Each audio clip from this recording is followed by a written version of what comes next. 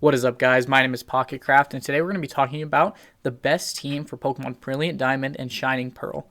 And now this is all my opinion, and so feel free to comment down below what you think the best team members are and any changes that you want to make or Pokemon that you want to use in your team. But for the starter, I think the best starter for these games is definitely Infernape. I think this because he has great all-around stats and a really good typing, but most importantly, he matches up really well against this region's gym leaders and Elite Four members. If you evolve him at level 14 to Monferno before we fight Rourke, he can take on Rourke.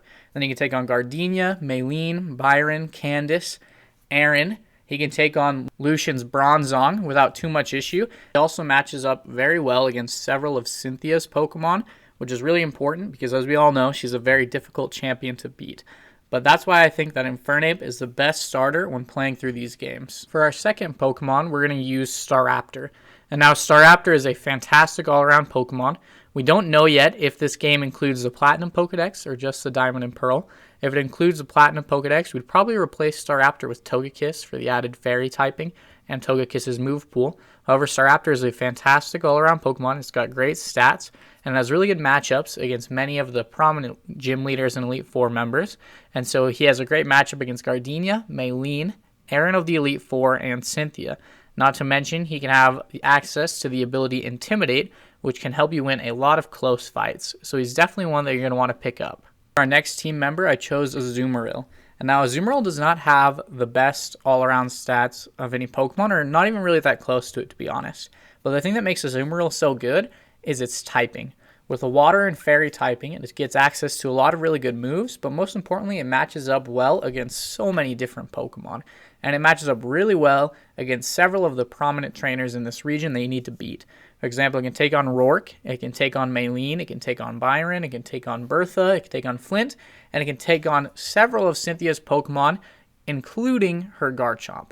And so our Zoomerile is definitely a really good Pokemon that I would consider picking up if I were you. The next Pokemon I chose is Magnzone. Now, Magnzone has fantastic stats, really good typing, and has a great overall move pool. The only main issue with him is that you can't get him until a little bit later game. And so if you want a different electric-type Pokemon earlier, if you just don't like Magnzone, I think a great alternative is Luxray, who can also do really well. Magnzone, he matches up really well against Crasher Wake and Candice, and he also does really well against your rival. But I really like him. I think his typing is great, and he's one I would definitely recommend you using on your team. Also, if you're still here watching this video, I'd really appreciate it if you gave this video a like. It helps me out a ton. And if you're new to this channel, please consider subscribing. I'm pushing really hard to 1,000 subscribers right now, and I could really use your support. Next up, I chose a classic for our team, which is Gengar. And so Gengar has fantastic all-around stats. He's really fast and has really high special attack. And so even when you don't have a good type matchup, he can just get off a really powerful attack quickly that he can take care of most things that don't resist him. And so he's a great Pokemon to have on your team. Not to mention, he also has a very powerful Mega, which would be a very nice thing to have on your team. He also matches up really well against some of the holes that we have, some of the gym leaders and Elite Four members that our other Pokemon can't really deal with, such as Fantina, he can take out pretty easily, and Lucian, he can take out really easy. And he also matches up well against a couple of Cynthia's Pokemon. For our final Pokemon, you all knew it was coming. We have to use Garchomp. No best team for any Sinnoh game could be complete without the pseudo-legendary of the region, Garchomp.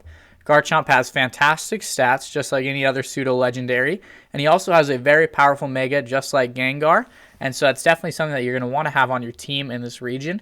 Not to mention, he fills the rest of the holes and makes it so we can handle the rest of the gym leaders and Elite Four members that we may have not had a very good answer to before. He can take on Byron pretty easily. He can take on Volkner. He can take down Flint.